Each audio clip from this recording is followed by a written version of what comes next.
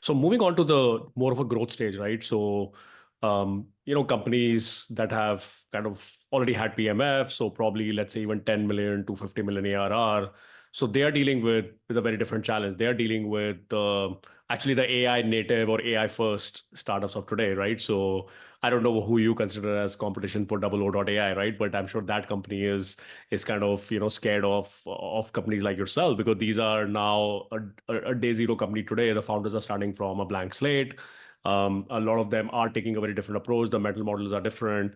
How can large companies kind of deal with this transition, and including, like, do they go inorganic? It's a PMF business, right? I mean, and you still have investors. You need to probably give an exit to the investors as well. There is a business, there are customers, right? And you still also don't want to leave the advantages that you have built and accrued over the last, let's say, 7 8 years in getting the business to that point. So how do you deal with that transition? Yeah, I think the key there is like your existing relationships.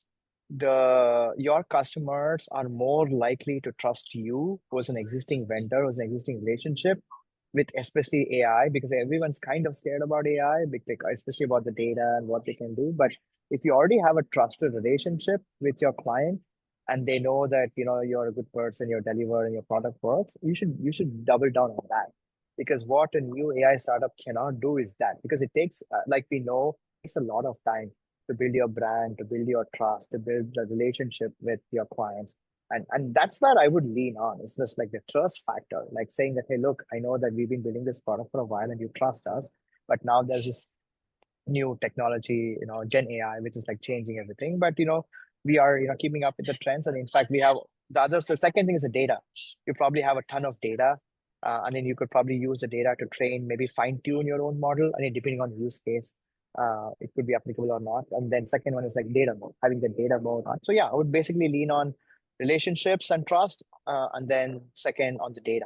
Yeah, and I think all of us, especially in the early stage ecosystem, we keep underlining kind of the rate of change, the speed, but also, it's important to take a step back and say that, look, this is probably a 20 30 year game, right? So obviously we are seeing a lot of that early traction. I mean, it seems to be very reminiscent of kind of the mid to late 90s era in the internet, right? And I think as kind of as things panned out, a lot of those things were just kind of false positives, and the real use cases only emerged a few years in. And again, I think it's always dangerous to extrapolate, but Yeah.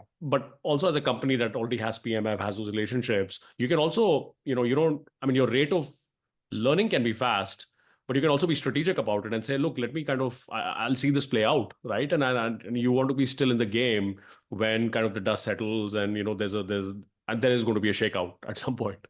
Yeah, for sure. I think the only difference is, like, I would say, is like we talked about speed, right? How fast this world is changing.